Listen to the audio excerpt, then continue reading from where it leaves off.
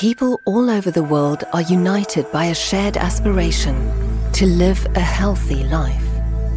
Helping people to live healthier and longer is the reason we exist.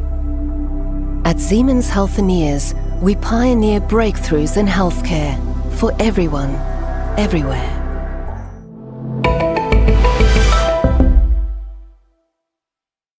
Então, bom dia a todos, uma alegria estar hoje aqui abrindo esse novo ciclo de webinars da Sociedade Brasileira de Cirurgia Ambulatorial. Eu sou Fábio Soares, presidente da Sobracan, e nós temos agora a missão de trazer informações muito práticas para você que está buscando estabelecer a sua unidade de cirurgia ambulatorial, na sua cidade, ou até o seu programa de cirurgia ambulatorial no hospital que você atua. E para iniciar, então, esse ciclo de webinars, nada mais interessante, nada que tenha sido mais requisitado para a gente do que saber as normas e a própria legislação aplicável do ponto de vista da vigilância sanitária. E hoje nós trouxemos, então, dois peritos nesse tema, o Dr. Charles Kelson Gomes de Aquino, que é médico urologista, especializado pelo Hospital das Forças Armadas, foi preceptor do programa de residência médica também nesse hospital e é cirurgião geral pela Secretaria de Saúde do Distrito Federal, tendo sido graduado em medicina pela Universidade de Brasília, a UNB. O Dr. Charles, ele é auditor da Vigilância Sanitária do Distrito Federal, tendo acumulado quase 30 anos de experiência com auditoria sanitária em serviços de saúde de alta complexidade, que vão desde unidades de terapia intensiva a centros cirúrgicos hospitalares. Colaborou em trabalhos de elaboração e revisão de normas sanitárias e na elaboração de roteiros de auditoria sanitária em UTIs, centros cirúrgicos, estabelecimentos de atendimento às urgências e emergências, entre diversas outras atribuições, tendo uma atuação destacada no sistema de vigilância sanitária do Distrito Federal desde 1994. E trazemos também a doutora Mônica Grau, que é biomédica, administradora de empresas, com especialização em saúde pública e vigilância sanitária. Ela atua desde 2001 na Vigilância Sanitária do Estado de São Paulo em diversas áreas, do apoio técnico, capacitação, inspeção, qualidade, controle de risco e projetos para normatização em diversos temas de serviços de saúde, também com uma vasta experiência na área. Nós temos hoje aqui também moderando com a gente a Silvia Seinfeld, que é formada em administração com ênfase em marketing na SPM, com pós-graduação na área de saúde no INSPER, tendo trabalhado como consultora empresarial na consultoria INBG, uma consultoria em gestão fundada pelo professor Vicente Falcone. Posteriormente, com controle e melhora contínua de processos, qualidade, recursos humanos, trabalhou no Grupo Cura e atualmente é diretora executiva no Certo Hospital Dia em São Paulo, e é membro atuante da Sociedade Brasileira de Cirurgia Ambulatorial. E também o Fabrício Galvão, presidente eleito, gestor, com muita experiência em empreendimentos na área de saúde e o que concebeu o Excelência Hospital Dia em Ribeirão Preto. Então, para começar esse bate-papo, eu vou já deixar uma pergunta que eu dirijo aos dois, né? Nós gostaríamos de saber qual a principal diferença entre as normas de vigilância sanitária aplicadas às unidades de cirurgia ambulatorial em nível federal, estadual, distrital e municipal no Brasil.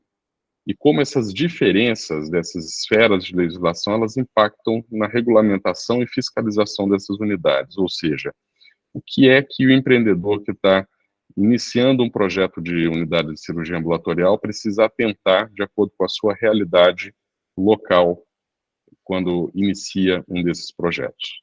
Então, com a palavra aí, o Dr. Charles. Olá, bom dia a todos. Em primeiro lugar, gostaria de agradecer o convite da Sobracan, na pessoa do Dr. Fábio Alves. É um prazer estar aqui com vocês e vamos direto ao assunto.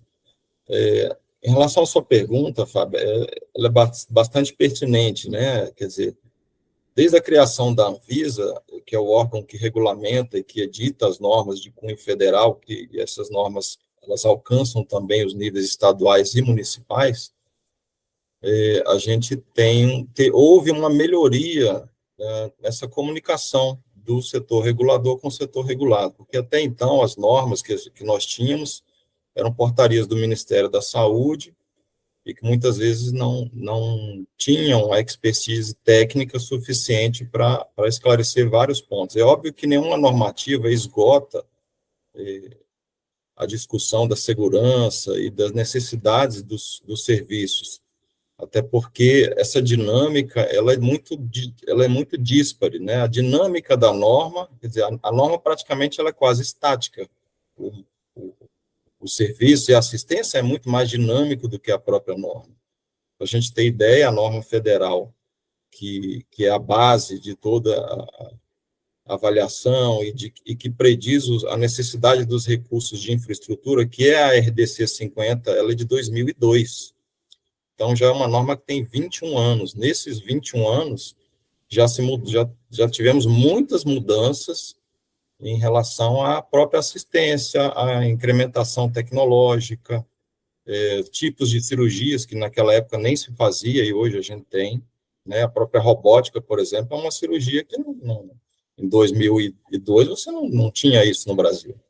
E hoje é uma realidade. Então, como fazer para que a norma que não avança na mesma velocidade, ela possa, de uma certa forma, casar com a necessidade do setor de assistência. Então, isso é um dilema, tanto da vigilância federal, como estadual, como dos municípios. Entendendo essa necessidade, aqui no Distrito Federal, nós vimos nos últimos anos editando instruções normativas, que seriam instrumentos que dão entendimentos mais detalhados e tenta trazer mais qual é a visão da vigilância daquele tipo de serviço, né? Então, aqui no Distrito Federal, a gente tem a norma principal que regulamenta esses serviços de cirurgia não hospitalar, é a Instrução Normativa 17, que é de 2017. Então, essa é uma norma que a gente usa muito, mas eu diria que, assim, a base, o início de tudo, sempre é a RDC 50, que é de 2002. E dela nós vamos aí depois ter outras normas que nós vamos poder citar, que vão complementando as necessidades. Muito bom, doutora Mônica. Acho que o doutor Charles colocou uma coisa muito interessante que está muito em voga até, né, que a norma ela precisa ser interpretada, né, e que realmente a norma ela não acompanha a dinâmica da evolução da necessidade mesmo de quem precisa do serviço de saúde, né.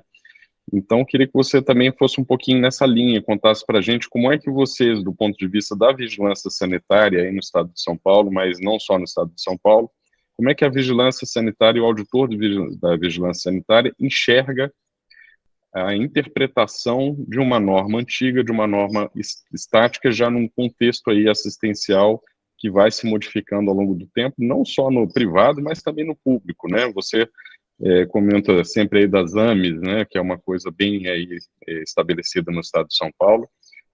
Se você puder comentar um pouquinho para a gente. Bem, bom dia, obrigada pelo convite, né, Dr. Charles, muito bem colocado. A gente parte da RDC 50, ela é uma base, né, para todo o Brasil. E aqui em São Paulo, a gente tem uma resolução SS2 de 2006, também bem antiga, onde fala sobre essa situação da área física e um pouco sobre os procedimentos. Como é uma área de desenvolvimento, hoje muitos processos estão realmente voltados para o desenvolvimento da atividade ambulatorial, tanto naquelas questões de recursos, como de procedimentos cirúrgicos, a gente acaba olhando o estabelecimento e focando com outras normas novas, porque esse desenvolvimento veio de acordo com as evoluções de toda essa situação da deshospitalização. Então, hoje nós temos os AMEs aqui no estado de São Paulo, nós temos alguns AMEs especializados voltados realmente para cirurgias. Até teve uma situação, há uns 15 dias atrás, uma web com o pessoal do Ministério, onde eles apontaram que teve 13 milhões de cirurgias de internação em hospitais, e que desses 13 voltados, que poderiam ser deshospitalizados. Em torno de 4 milhões acabaram sendo realizados em nível ambulatorial. E essa nossa preocupação de entendimento do que a gente vai desenvolver, o que a gente vai cobrar, ou essa situação da interpretação da norma, o que tem sido feito aqui no estado de São Paulo? Treinamentos com os técnicos de inspeção, treinamentos também com o setor regulado, onde a gente tem colocado não somente a questão da RDC 50, que é a área física, porque muitos locais já estão estabelecidos, às vezes eles só fazem alguma adaptação, então a gente acaba olhando a questão da área física. Mas eles acabam esquecendo também toda a situação de apoio, um laboratório, ou um banco de sangue, ou um serviço de remoção, um hospital de referência, a questão da segurança do paciente, o núcleo do paciente está instituído ou não, como é que está sendo feita a questão da tecnovigilância, se eles estão notificando a Anvisa. Então, e essa situação de segurança do paciente está fazendo parte do programa do governo do estado de São Paulo. Então, dentro desses últimos 3 anos que passaram, e no próximo triênio que a gente vai estar continuando e fazer esse novo projeto, eles estão cobrando o quê? A implantação realmente do núcleo do sistema da qualidade. A alimentação dessa situação de qual é o risco implantado, se está sendo documentado, se teve never event, se teve óbito, se teve alguma situação de risco que poderia ter sido contido e como está sendo trabalhado essa situação. Então, hoje, quando a gente fala de a questão de ambulatório, é complexa, né? A diferença entre hospital ou o nível ambulatorial, as legislações, elas são parecidas, né? Diminuindo um pouco o nível de complexidade em questão ambulatorial de uma situação hospitalar, mas elas também são cobradas. Então, eu tenho que ter o sistema da qualidade, eu tenho que ter os serviços de apoio, eu tenho que ter o treinamento das pessoas, eu tenho que ver a questão da reclamação dos pacientes, se está sendo tratada ou não. A gente vai acabar olhando a questão dos documentos, dos procedimentos em si. Então, e hoje, na questão ambulatorial, ela também está diversificada em diversos tipos de especialidades. Então, hoje a gente tem a questão do oftalmo, tem a questão vascular, tem a questão da ortopedia, né, e em outras áreas. Então, é difícil também, você vai falar, nós vamos fazer uma norma específica para cada especialidade. Nós não temos condições, né, porque cada área vai trabalhar de uma forma diferenciada. Então, a gente vai pegar um todo e pesquisar o que é comum para todas as áreas, para a gente estar cobrando, vai estar treinando os nossos técnicos e também estar conversando com o setor regulado. Então, é um pouquinho complexo essa sua pergunta. É bem complexo, na verdade, né? Porque, apesar de a gente ter uma confusão muito grande, eu acho, no Brasil, de confundir cirurgia ambulatorial com pequena cirurgia realizada em consultório, né? E isso vai se conectar até com a minha próxima pergunta. Porque, na verdade, quando a gente fala em cirurgia ambulatorial, nós estamos falando de um paradigma de deshospitalização do paciente cirúrgico quando ele não precisa necessariamente das estruturas de apoio do hospital, por exemplo, não precisa de uma UTI, não precisa de uma enfermaria para ficar muitos dias, e a gente sabe que isso se aplica a mais de 80% das cirurgias que são realizadas hoje. Inclusive, essa última portaria, né, do Ministério que direcionada aí à redução de filas dos pacientes cirúrgicos, as filas de espera, quando a gente passa ali uma lupa nos procedimentos contemplados, né, que formavam a maior parte da fila de espera dos pacientes cirúrgicos no Brasil inteiro, são quase todos ambulatoriais, né, são procedimentos que poderiam muito bem ser abordados aí por uma política pública mesmo de cirurgia ambulatorial, e isso inclusive vai ser tema de um dos nossos webinars com o deputado Zacarias Calil, que é o presidente da Frente Parlamentar de Saúde. Isso nós vamos também liberar em breve. Mas eu queria, então, pegando esse gancho do que você colocou, Mônica, e aí, se você puder começar respondendo, depois a gente passa a bola para o Dr. Schartz, então, falasse um pouquinho nesse contexto das unidades de cirurgia ambulatorial, ou seja, quando a gente olha para a unidade mesmo, né, e não necessariamente aí dos programas em hospital. Quais são as principais normativas aplicáveis às pequenas cirurgias realizadas em ambiente de consultório, em comparação com aquelas que requerem estruturas de padrão hospitalar, mas ainda assim podem ser realizadas sem a necessidade de internar o paciente, né? Ou seja, a gente está confrontando aqui as pequenas cirurgias em ambiente de consultório, o que a vigilância olha como pré-requisito para esses ambientes, para esses espaços, e para aquelas cirurgias ambulatoriais maiores, que são realizadas em centro cirúrgico de padrão hospitalar, fora do hospital. Então, quais são os principais critérios que definem essa distinção, do ponto de vista da vigilância? Bem, vamos lá. Então, quando o estabelecimento ele pede a solicitação para estar realizando esses procedimentos cirúrgicos ambulatoriais, ele vai colocar para a gente o memorial de atividades. Então, dentro dessa caracterização, ele vai falar qual é o porte, qual é a previsão de internação. Então, é alta ao mesmo dia, alta no próximo dia. Então, o nível de internação até no máximo 3 dias. Então, qual é o nível de complexidade de cirurgias que ele vai colocar? Dentro dessa situação do memorial de atividades, a gente vai fazer o quê? A verificação quais são as áreas que eles estão apresentando para a gente. E é bem isso, a gente não vai pedir para ele que ele tenha uma UTI, que ele não tenha uma lavanderia, que ele não tenha uma farmácia previamente estabelecida, de repente ele vai ter só um dispensário de medicamentos, uma farmácia mínima ali. Então, são critérios diferenciados. Então, é minimamente pontuado dentro de um memorial de atividades. E aqui hoje, no município até de São Paulo, porque no estado nós aprovávamos uma planta para esses ambulatórios. Em São Paulo, no município, onde a gente tem o maior número de ambulatórios, a gente fala que 40% desses ambulatórios estão aqui, centralizados na grande São Paulo, né, que a gente envolve os 6 municípios, São Paulo em si, São Bernardo, Diadema, Mogi, Guarulhos. Então, acabam ficando aqui a maioria dessas cirurgias ambulatoriais.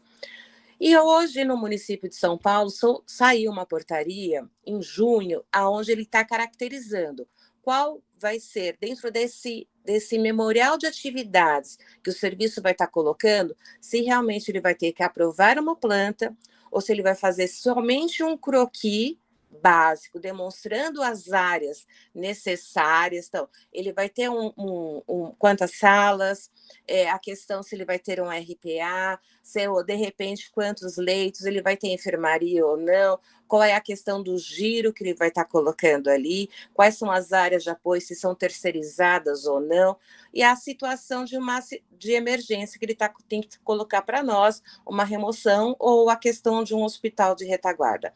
Mas isso é baseado muito mais frente às necessidades que ele está colocando para nós, as atividades que ele realmente vai desenvolver, do que pegarmos uma situação de um hospital geral, né? Então, não cabe mais. Então, não temos uma legislação específica para cada atividade, como eu falei. Nós temos por base a resolução SS2, porém, ela é um norte, e aí, dentro dessa situação, a gente vai verificando quais são as boas práticas que ele está trazendo. Então, aí é do momento da inspeção em si. Então, ele faz auditoria, ele faz treinamento, como é que ele está gerenciando as tecnologias dele, ele tem manutenção corretiva, preventiva, vamos verificar se ele está notificando os eventos adversos. Então, hoje a gente busca no Notivisa se ele está notificando, se ele teve algum risco apresentado, se ele tem reclamação, porque nós temos um canal de ouvidoria também junto à Vigilância Sanitária, então a gente vai buscar nesse banco, saber quais as situações que ele está apresentando. Então, hoje é um contexto, então é difícil falar assim, olha, é somente uma norma. Não, a vigilância não trabalha somente com uma norma, porque também a gente vai pegar a saúde do trabalhador, tem vestiário, não tem vestiário, como é que é o fluxo da entrada do paciente, o fluxo da entrada do funcionário. Então, é um conjunto, né? Então, essa situação de fazer a inspeção, de olhar o que ele precisa de uma situação de área física, óbvio, tomamos por base a RDC 50, mas o que ele vai estar trazendo? Qual é o nível de cirurgia que ele vai estar querendo realizar dentro daquele estabelecimento? Qual é a média de tempo que esse paciente vai estar lá? Qual é o nível de complexidade? Então, tudo isso vai influenciar na nossa análise, né? Então, é um conjunto. Não, muito bom. Charles, e aqui em Brasília? Bom, vou puxar aqui o que foi muito bem colocado pela doutora, a questão da palavra necessidade, né? Acho que tudo parte realmente do planejamento que o empresário tem que fazer, o médico, o dentista, enfim, o gestor, ele precisa partir da construção do seu programa de objetivo. Qual é a sua proposta assistencial? Ele tem que ter isso muito bem claro, até para que o arquiteto possa entender, né? Como a doutora bem falou, a questão de infraestrutura física, a nossa base é a RDC 50. E o arquiteto, e já é um ponto que a gente vale a pena ressaltar, o arquiteto ele tem que entender bem da RDC 50. A RDC 50, ela é um verdadeiro labirinto. Não adianta você olhar ali, vou olhar só aqui a tabela do centro cirúrgico ambulatorial, que na verdade é o rodapé de uma tabela que está ali, mas separado ali, espalhado na RDC 50, tem vários pontos que o arquiteto precisa atentar. Só que o arquiteto sozinho não vai fazer isso. Ele precisa que a área técnica esteja envolvida, para que você consiga casar a proposta assistencial com a solução de arquitetura, né?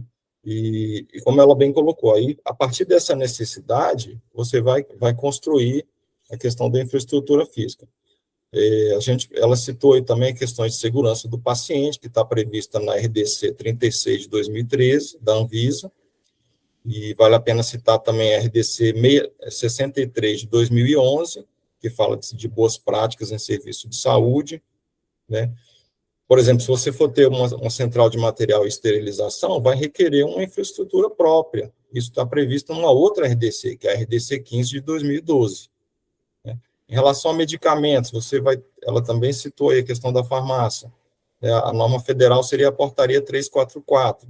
Aqui no Distrito Federal nós temos já uma instrução normativa que vai dizer se você vai precisar ou não de um farmacêutico, como é que vai ser essa farmácia. Enfim, seria muito bom se a gente tivesse um manual completo de construção do centro cirúrgico não hospitalar, né? Mas infelizmente a gente não tem. Infelizmente e felizmente também, porque, de certa forma, você abre espaço para razoabilidade. Hoje a vigilância sanitária, ela pensa muito na questão de risco, que a doutora Mônica falou muito bem também. Avaliação de risco. A gente não entra, por exemplo, a vigilância, do meu entendimento, a gente não entra no ato médico. O ato médico é com o Conselho Federal de Medicina, né? O que nós vamos avaliar para aquele ato a que o médico se propôs, ele se preparou? Né? A gente não vai entrar no critério se ele tem expertise, se ele tem capacidade, a questão ética, isso é com o Conselho. Porque a vigilância vai ver, ele tinha recurso humano suficiente, recurso material suficiente. Então, diante de um evento adverso, qual foi a medida que ele adotou? Então, realmente é um tema bastante complexo, mas acho que as principais normativas aí que a gente citou abarcam um rol bastante grande aí, que todo empresário deveria ler. A RDC 50, ler ela, acho que não é o caso, mas as outras RDCs, sim, a 36, a 63 e a 15, e talvez alguma instrução normativa do seu estado, é importante que o empresário tenha esse conhecimento, para que ele possa justamente dialogar com o seu arquiteto para que a proposta já inicie com uma chance grande de dar certo, né? Muitas vezes você faz um projeto, implementa, e depois que está pronto, a vigilância passa lá e fala, está tudo errado. Você tem que arrumar isso aqui, quebrar isso aqui. Então, hoje aqui no Distrito Federal, como a gente tem já bem estabelecido o núcleo de análise de projetos, a gente não licencia ninguém sem projeto aprovado. Então, isso é uma etapa inicial, é construção do projeto e aprovação junto à vigilância do Distrito Federal. Não, isso é uma Acho coisa que bem interessante, a gente vinha falando logo antes, né, Charles, justamente porque isso não é a realidade, infelizmente, de todos os estados, né? A gente sabe que tem estados que a vigilância sanitária não dá conta da demanda, né? Especialmente estados muito grandes e que têm, às vezes, a assistência muito espalhada, né, pelo interior. Caso de Minas Gerais, eu tenho certeza. São Paulo, eu vou até querer saber da Mônica a respeito disso. Aqui a gente tem essa facilidade, né, de o projeto arquitetônico ele tem que ser aprovado na vigilância antes de você iniciar a obra. E uma vez aprovado aquele projeto, desde que você execute fielmente aquilo que foi aprovado, você tem a garantia de que a vigilância vai autorizar o início das operações. Então, queria saber da Mônica, em seguida eu vou passar para a Silvia, mas eu vou querer saber da Mônica em São Paulo, se vocês também conseguem, né, digamos assim, avaliar antes, na fase de projeto e autorizar para a obra, se isso aí é uma sugestão ou se é um pré-requisito, ou seja, em São Paulo pode-se fazer uma obra de estabelecimento de saúde, de unidade de cirurgia ambulatorial, sem que tenha sido previamente avaliado o projeto executivo pela vigilância, e o que vocês entendem, talvez que seja um caminho para o empreendedor, né, que está em busca aí de fazer a sua unidade em outros estados, talvez onde não seja possível que esse projeto seja avaliado antes do início da obra, o que vocês recomendariam a ele que fizesse, né, em termos nessa fase de projeto, para correr o mínimo risco de depois precisar modificar demais depois do projeto pronto executado? Fábio, boa colocação. Então, assim, no estado de São Paulo, nós seguimos também a RDC 50, nós temos uma portaria do estado, CVS 10, de 2017, também que foi ultimamente atualizada, onde prevê que esses estabelecimentos façam a aprovação do projeto previamente, para depois realizar a construção. Só que em 2006, esta área de atividade no município de São Paulo, ela foi descentralizada, tá? E no município de São Paulo não havia esse corpo técnico para realizar essa aprovação desse projeto, né, frente a normas de vigilância sanitária. Então foram construídos, sim, vários centros, né, vários ambulatórios, sem a aprovação de um projeto específico.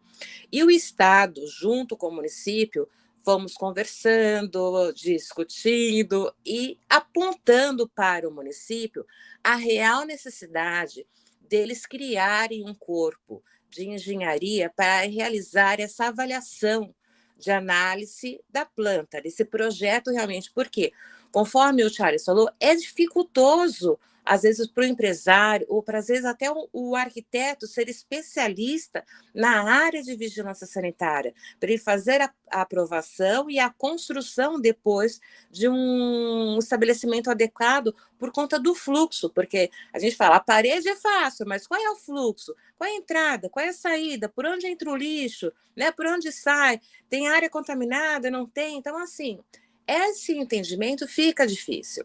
Então, realmente, há necessidade de fazer essa aprovação. E é isso que eu estava colocando na outra fala, que em junho deste ano, nós conseguimos que este CNAE fosse colocado junto ao município de São Paulo para que realmente fosse feita essa avaliação desse projeto. Então, hoje, todos que forem realizar ou fazer um projeto novo ou modificar uma estrutura já existente, ele deverá, para o município, realizar essa aprovação de projeto aqui. Nos demais municípios, eles acabam fazendo essa aprovação junto ao grupo de vigilância sanitária, onde tem técnicos especialistas para isso, porque às vezes o município não compõe esta área técnica, e aí o município encaminha para o grupo de vigilância, que acaba tomando conta de vários municípios. Mas São Paulo, como era único, descentralizado, que já existe norma própria, e pelo número de estabelecimentos, ele foi aos poucos implantando isso, e hoje, então, desde junho, já consegue realmente fazer essa aprovação, porque todos ganham, né? O empresário ganha, porque isso já está previamente documentado e aprovado para fazer uma construção a contento, né? Então, desde que ele fez a aprovação e ele está fazendo a instalação, a construção da forma que foi aprovada, perfeito. Quando ele for fazer a licença de funcionamento e o técnico for olhar a questão física com a questão dos processos, ele vai conseguir a liberação. O que às vezes a gente verifica também que às vezes ele coloca uma situação na planta, no projeto, e chegamos lá, em determinado momento, verificamos que aquela área não estava conforme foi aprovado, ou o pé direito, ou uma falta de infraestrutura, tanto na área técnica, ar-condicionado, essas situações todas que eles acabam colocando no projeto, e às vezes na área de verificar em loco, fica aquém da realidade, né? Então, mas eu acho que a aprovação do projeto facilita o regulado e o nosso regulador também, que fica uma coisa uniforme, né, para todos. Facilita bastante. Muito bom, Charles. A Mônica colocou muito bem aí todos esses aspectos, né? Em relação à sua pergunta objetivamente, eu imagino assim, se você eventualmente está num estado em que essa dinâmica, esse diálogo com o setor fiscalizador, ele não é tão fácil, não é tão transparente, ou você não tem uma norma tão clara, eu acho que ele tem que buscar um arquiteto que tenha um mínimo de conhecimento nessa área, né, e não um arquiteto que parte do zero. Então, quando a gente vê projetos de arquitetos que estão partindo do zero, óbvio, a gente vai analisar, vai ajudar, mas o caminho fica muito mais pedregoso, né? Então, quando você tem esse arquiteto que já tem um mínimo de conhecimento, talvez atentar para o que eu acho que costuma dar mais problema, seria a lista de ambientes obrigatórios. Você não vai fazer um projeto faltando um ambiente obrigatório, isso não vai dar certo. Né? Os ambientes de apoio também. E a questão das circulações, tanto circulações horizontais, são corredores e portas, quanto as circulações verticais, dependendo se o seu centro cirúrgico vai ficar, qual é o pavimento em que ele vai ficar, se esse prédio tem elevador de maca, se não tem, como é que você vai fazer uma remoção desse paciente, né? E, por fim, talvez a climatização, que é um ponto que talvez a cobrança disso varie muito de estado a estado. Aqui a gente costuma a seguir a risca, o que está na RDC 50, que ela, na verdade, remete para a NBR da ABNT 7256, que fala sobre climatização em serviços de saúde. Então, é uma norma pequena também, tem uma tabela lá, vale a pena dar uma olhada. Então, a questão da climatização, a questão da elétrica de emergência, né, que num centro cirúrgico desse você vai precisar. E, por fim, o mais importante, talvez, que a doutora Mônica falou muito bem, é a questão do fluxo. Essa já é uma questão que realmente vai depender muito da expertise do arquiteto e desse casamento da área técnica com a arquitetura, porque às vezes o arquiteto faz o projeto e não escuta a área técnica, e aí mostra aquilo, e o pessoal ali, a enfermeira não viu, o técnico não viu, e aí quando você vai ver, na prática, você está atendendo a norma, mas na hora que vai funcionar, você começa a ter problemas de fluxo, né? Acho que, resumidamente, seria isso. Muito, muito, muito bom, gente, muito bom. Silvia, muita informação, né?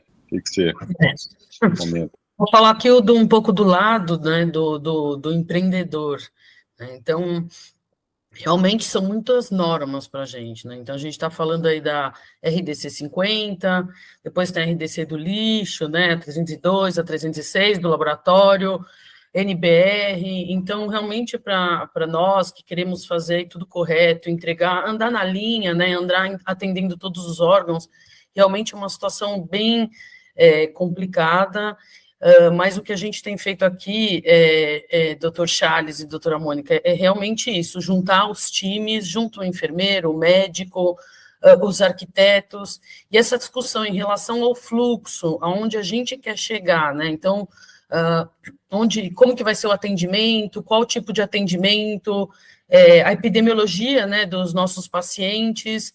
Então, a gente tem que ser muito fiel aonde a gente quer chegar, até para os nossos, para os arquitetos entenderem, para os técnicos acabarem entendendo o que a gente quer fazer.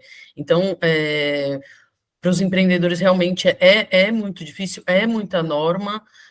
Aqui a gente pensa, quando a gente vai fazer um projeto, já tem na cabeça o que é básico, né? Então, em relação ao pé direito, ao fluxo de emergência, à retaguarda, aos terceiros, né? Que é o que a Mônica falou, então, aos laboratórios, a questão de esterilização, alimentação. Então, a gente acaba aprendendo, né? Depois de 20 anos, a lista básica.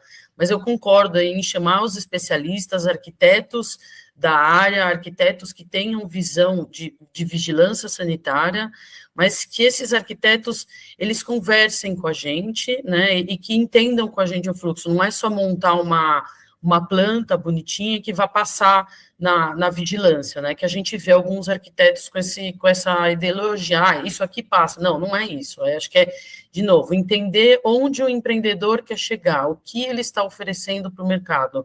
Esse tipo de discussão, né, um planejamento estratégico de área e esse comprometimento do arquiteto, acho que ajuda muito a ter bons resultados nos projetos que são implantados e eles duram, né?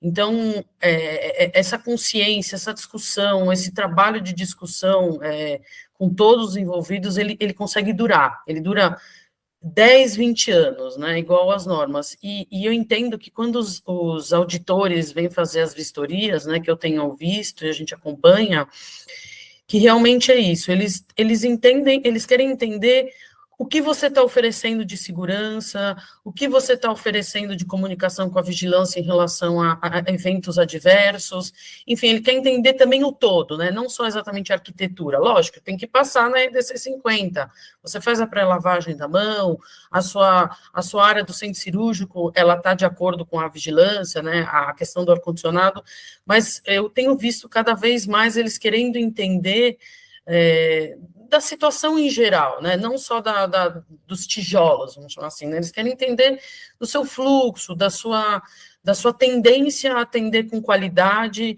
e segurança. Então, eu tenho visto essa tendência, espero que, né, o que a Mônica tem falado dos auditores, desse treinamento, a gente tem acompanhado aqui, e espero que continue assim, porque eu acho que sem esse diálogo, né, sem essa flexibilidade, a gente sabe que a norma está travada, e as normas têm os problemas dela em relação às estruturas que vão demorar para mudar, né, e os empreendedores precisam mudar mais rápido que essas estruturas. Então, realmente, os auditores com a gente, entendendo o fluxo, entendendo que a gente quer fazer direito, quer entregar um bom serviço, ajuda muito a gente manter os nossos serviços com qualidade e também aproveitando o que a vigilância, os auditores têm para falar para a gente, né? Eles têm muitas observações positivas e trazem isso. Então, se você está querendo fazer um bom serviço, se mostra querendo fazer um bom serviço,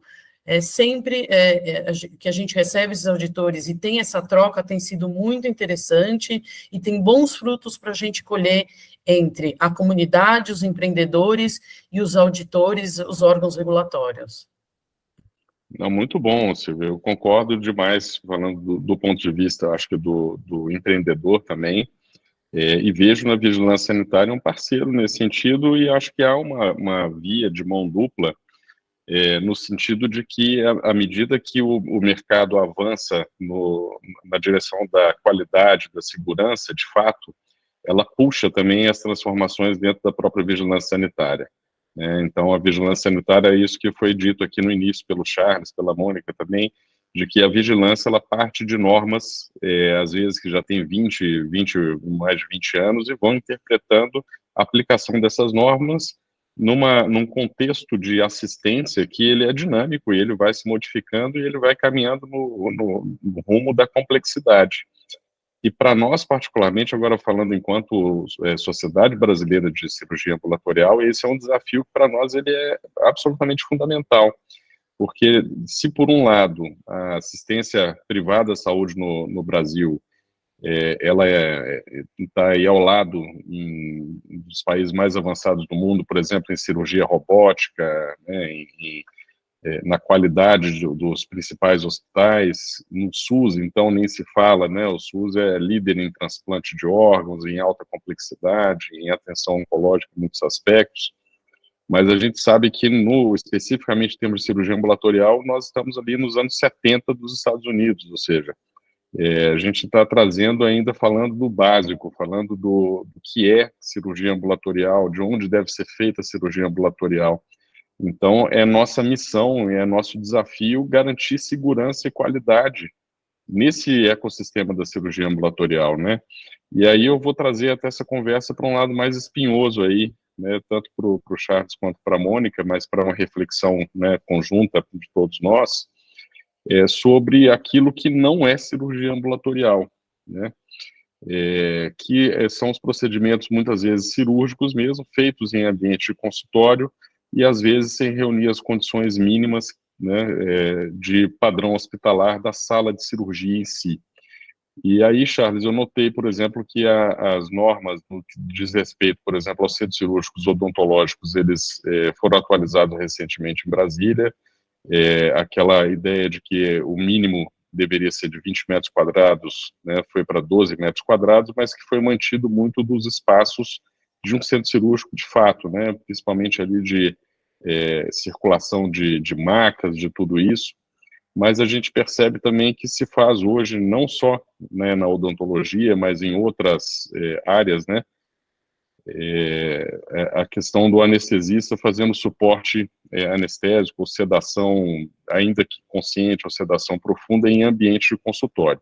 Então, uma dúvida que ela é recorrente, chega para a gente aqui na Sobracan esse alvará, ele é do estabelecimento ou ele é do profissional? Ou seja, é possível que um grupo de anestesistas preste esse serviço em clínicas de odontologia ou em clínicas de endoscopia que não possuam um alvará específico de compra de medicamentos controlados, de fluxo, né, dos pacientes em caso de intercorrências, quem trabalha em ambiente de consultório precisa também ter essa preocupação específica com seus ambientes, com a sua estrutura, né? Esse é um ponto. E outro ponto, já emendando aí para a nossa última pergunta, que seriam quais os principais desafios e obstáculos que a vigilância sanitária ela enfrenta ao fiscalizar as unidades de cirurgia ambulatorial no Brasil, né? Como é que a colaboração entre as esferas federal, estadual, distrital, municipal, como é que pode ser aprimorado para garantir a eficácia das normas de vigilância sanitária aí nesse contexto? Então, acho que queria passar a palavra primeiro para o Charles, na sequência para a Mônica. Fábio, essa pergunta que você fez, ela é pertinente, ela é um assunto bastante delicado, né? Como você lá no início falou, nós temos lacunas da legislação que ela não consegue prever tudo que acontece, todas as dinâmicas. Hoje, vamos imaginar, por exemplo, a gente tem a necessidade, às vezes, de fazer um tratamento odontológico numa criança com síndrome de Down. Ela precisa de uma sedação. Qual o ambiente em que vai ser feito isso? Tem que hospitalizar essa criança? Não tem? Se é feito numa clínica, qual é a infraestrutura que essa clínica precisa ter? Então, ao longo dos últimos anos, a Divisa, que é a Diretoria de Vigilância Sanitária, tem feito um esforço para tentar regulamentar isso de uma forma que fique segura e transparente, né, para os dois lados. Eu acho que a gente está longe ainda de alcançar o ideal, até porque cada caso precisa ser avaliado de uma forma específica, né? A gente sabe que se, por um lado, por exemplo, você é seguro fazer uma sedação para fazer uma colonoscopia ou uma cistoscopia num consultório de 9 metros, qual é a diferença disso para você fazer um tratamento odontológico numa sala de 12 metros? Então, é uma discussão que ela é espinhosa mesmo. Eu acho que a gente ainda precisa amadurecer isso, né? Aqui no Distrito Federal, uma das normas, ela prevê que para cunhos de diagnóstico, por exemplo, uma colonoscopia, uma cistoscopia ou endoscopia digestiva alta, você tenha um nível de exigência. Já para um ambiente de terapia, você vai precisar de um outro tipo de exigência, né? Então, eu não saberia te responder, assim, de uma forma determinante a solução disso. Eu acho que está sendo construído. A gente tem feito esse esforço, né? São muitas frentes que a gente precisa regulamentar e normatizar. A gente tem um outro campo espinhoso que sempre dá, às vezes, trabalho, que é a cirurgia plástica, né? A gente, quer dizer, a norma a legislação das proibições, ela parte de condutas nocivas reiteradas. Então, quando a gente percebe que algo está errado, a gente, às vezes, tenta coibir aquilo e a partir disso, você começa a legislar vetando certas coisas, né? Então, ali em torno de 2010, nós tivemos que fazer um trabalho com a cirurgia plástica, e isso foi bastante bom, eu diria, para os dois setores, né? A gente tinha uma falta de regulamentação para o que se vinha fazendo na plástica fora de hospital. Hoje isso a gente já tem bem estabelecido também aqui no Distrito Federal. Então, são muitos campos e isso é construído, demanda tempo e esforço, né? A gente está construindo. É bem complexo mesmo, né? Porque, por outro lado, a gente não deve restringir o acesso, né? É muito fácil também, só com a norma, com a legislação, com a interpretação da norma da legislação, você resolver a coisa impedindo o acesso a um bem precioso que é a saúde, né? Então, como você deu esse exemplo aí dessa criança com síndrome de Down, mas o hospital também não está preparado para receber o paciente odontológico, né? Mas aonde é que vem a dúvida? Inclusive, na Sobracam nós temos muitos cirurgiões dentistas, né? A dúvida é de quem precisa ser esse alvará e como é que as pessoas precisam se preparar para receber, por exemplo, esse anestesista no consultório. Você deu o exemplo, por exemplo, da questão da endoscopia, né, ou da cistoscopia e tal, mas essa estrutura é toda local. Né? O anestesista vem para a sala de exame com o carimbo dele, e lá ele vai encontrar todos os medicamentos que foram regulados pela GEMEC, ele vai encontrar todo o desfibrilador, aparato de resgate, esse local tem um contrato específico com TI móvel, tem monitores multiparamétricos, tem uma maca adequada caso haja alguma intercorrência e reanimação, e às vezes, dependendo do consultório, é o anestesista quem leva uma boa parte aí desse material, né? É claro que eu acho que aí estão todos muito bem intencionados no sentido de resolver a questão, mas às vezes dessa lacuna de informação mesmo, no dia que vem um problema, esse problema precisa ser endereçado pela própria vigilância, né? E então, assim, essa dúvida que ela é recorrente, né? Esse alvará precisa ser do estabelecimento ou é possível que um grupo de anestesistas, por exemplo, se constitua como uma pessoa jurídica e tenha um alvará específico deles para que possa prestar esse serviço em diversos lugares? O que o Charles colocou muito bem explicado, e eu só vou fazer algumas complementações. Então, o alvará é do estabelecimento, não é pessoa física, né? Mesmo você sendo uma pessoa física, você vai ser um MEI, ou vai ser um especialista, mas dependendo do tipo de profissional, nem um MEI acaba sendo possível, realmente ele vai ser uma microempresa. E o alvará é para o local. Então, por isso que tem a planta, o projeto, é uma área. Então, não é a pessoa física. Então, não é o anestesista que ele vai no hospital X, amanhã ele vai no hospital Y, e ele tem uma licença. Ele é um prestador de serviço dentro desses hospitais. Então, quem é que vai cobrar a qualificação dele, a capacitação técnica dele? é o estabelecimento. Então, quando a vigilância vai lá, ela vai olhar a área física, vai ver a questão da licença e vai olhar a questão do RH. Então, como é que você contratou essas pessoas? Como é que você qualificou? Então, aí entra na questão das boas práticas do estabelecimento, né, e segurança do paciente para eu fazer todo esse processo de validação. Então, a licença ou alvará sanitário é do estabelecimento. Então, e ele também não pode sair carregando anestésico por aí, né? Esses procedimentos. Então, assim, o médico, ele tem a questão pela 344, é uma maleta de emergência. Então, eu vou fazer uma assistência, eu vou fazer um home care, eu levo o mínimo necessário, e às vezes até algum medicamento controlado, para fazer uma assistência pontual. Eu não faço isso, eu não saio olhando para outros locais. E mesmo eu sendo um estabelecimento de home care, eu vou ter a minha licença como dispensário de medicamento, que de repente vai ter o farmacêutico, eu vou ter um livro de medicamentos controlados para saber quanto que entra, quanto que sai, para onde foi, quantos que foram perdidos. Então, há esse controle e é olhado pela vigilância sanitária.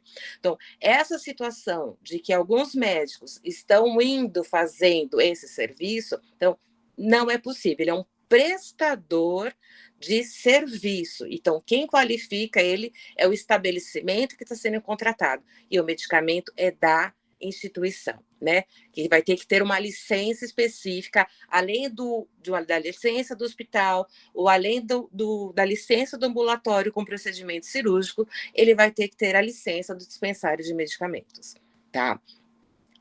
Com relação a áreas físicas, né, que toda essa demanda diminui ou aumenta, às vezes por conta de algumas legislações específicas, o que a gente tem que verificar é bem isso, é a demanda, é a novidade de hoje de procedimentos. Hoje tem a questão da robótica, de grandes equipamentos ou de pequenos equipamentos, que eu não preciso mais de uma área tão grande para realizar um exame, dando exemplo de laboratório, que antes tinham máquinas enormes, hoje eu posso fazer todo o point of care. Então, assim, tem situações e demandas que a própria novidade nessa área tecnológica vão fazendo essas atualizações frente à área física. E os nossos desafios, como bem colocado pelo Charles, são grandes e vai depender da especificidade.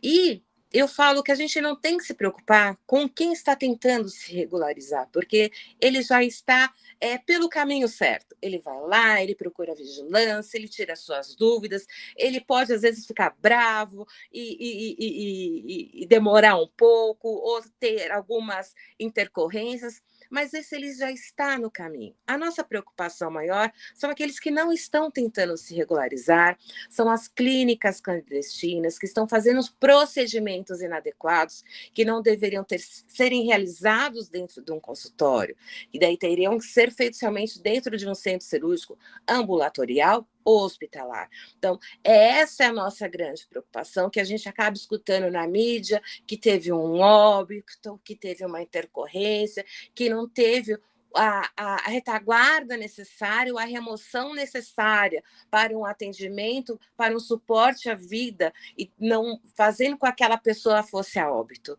Então, essa é a preocupação e o nosso grande desafio. E a gente pede o quê? É realmente a ajuda da população, que a população realmente veja onde ele está fazendo esse procedimento. Tem minimamente o alvará da licença da vigilância sanitária, né? Então, qual é a qualificação daquele profissional? Vai verificar junto aos conselhos de classe necessários, né? Se está legalizado, se ele não foi desligado do conselho de classe, né? Então, é uma preocupação muito grande. O nosso trabalho, ele é grande, mas é um trabalho nosso, das sociedades, né, de vocês, da população, da mídia. É um conjunto, porque nós não conseguimos fazer nada sozinhos, essa é a situação. E às vezes a gente acaba nessa ânsia de querer que tudo fique em ordem, né? Tudo fique 100%.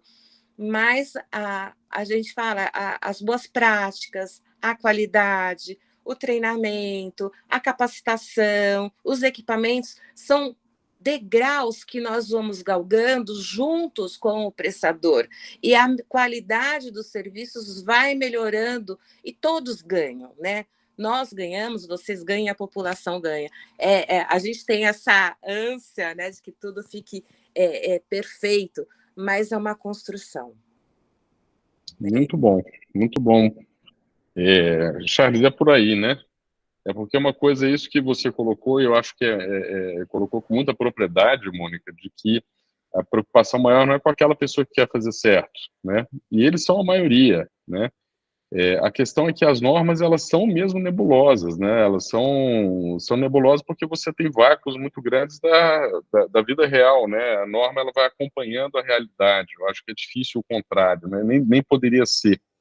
E nesses vácuos que ficam aí das normas, da própria legislação, às vezes o profissional bem intencionado se perde, né? Ele também, às vezes, ele acredita estar fazendo algo com respaldo, algo correto, mas ele tem dificuldade até de saber se de fato é assim, né? Então é por aí, Charles. E que recomendação você daria para os nossos colegas aí, dentistas, em relação a essa situação particular? Olha, eu acho que a Mônica não teria como colocar melhor do que o que a Mônica colocou. Ela foi aí assertiva, pontual e foi perfeita na colocação dela. Eu acho que e o que você está dizendo aí também, Fábio, é isso mesmo. Assim, o bom profissional, a palavra que eu vou usar aqui, ele se antecipa. Ele busca a comunicação. Ele vai até o órgão, ele tira a dúvida. Então, o conselho que eu dou é esse: antecipe-se, né? Tem dúvida? Aqui no Distrito Federal, esse diálogo ele funciona muito bem, eu acredito. Assim. Se antecipam, tira sua dúvida.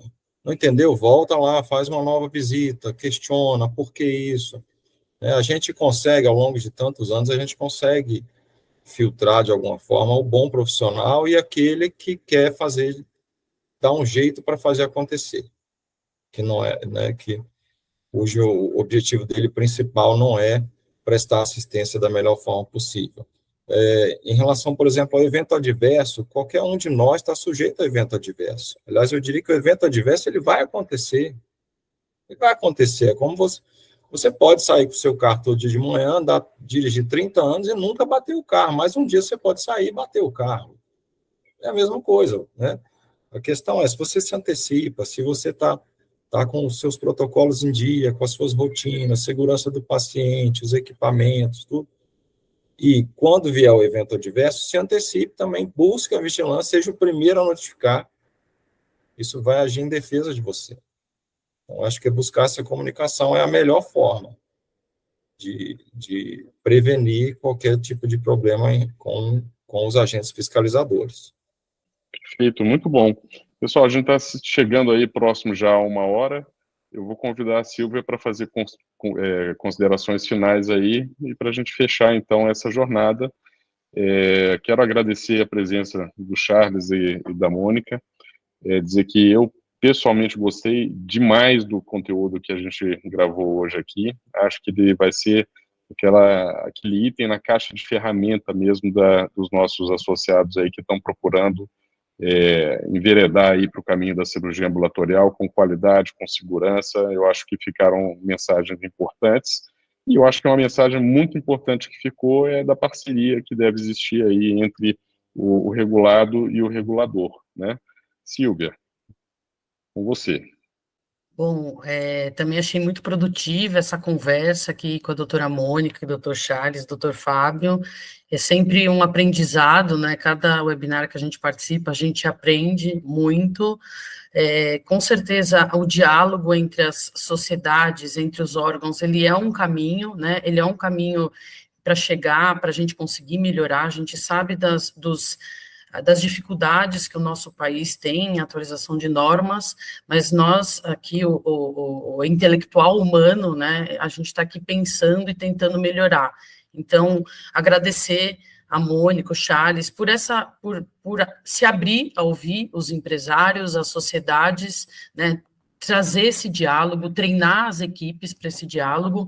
A gente sabe que as inovações, né, que as tecnologias, elas estão avançando muito mais rápido do que a gente consegue implantar nos órgãos, mas é isso, ter pessoas como vocês que têm essa tendência a ouvir, a entender, a ajudar a sociedade a evoluir, né, a gente vai conseguir implantar essas inovações e ter pessoas aí, empresários e concorrências, enfim, que busquem a qualidade. Então, como o Charles falou, dá para saber quem são os profissionais que não querem fazer direito, e com certeza esses profissionais que não querem fazer as coisas direito também atrapalham a quem está no mercado, né? Porque isso começa a manchar a nossa atuação, começa a manchar o que a gente quer fazer e vir preconceitos, né? Então, cada caso que aparece, puxa, o cirurgião estava fazendo um procedimento estético na clínica e não soube dar a tratativa à intercorrência daquele paciente, ele acaba trazendo dificuldades para nós aqui que estamos no setor. Então, é isso. Obrigado por estar junto da sociedade, entender quem está fazendo direito, quem não está fazendo direito, e por entender que as normas estão desatualizadas e que esse diálogo, que esse bate-papo, essas interações, elas acabam ajudando aí esse bom senso, né? Acho que a palavra é bom senso, né? Que os auditores têm que ter bom senso e entender as dinâmicas do que está acontecendo para que a gente consiga entregar uma saúde inovadora para o nosso mercado. Então, obrigada por trazer esse conteúdo, aprendi muito hoje, sempre aprendo com vocês, porque cada dia é uma norma nova que a gente não acompanha. Obrigado por essa atualização aqui hoje. People all over the world are united by a shared aspiration to live a healthy life. Helping people to live healthier and longer is the reason we exist. At Siemens Healthineers, we pioneer breakthroughs in healthcare for everyone, everywhere.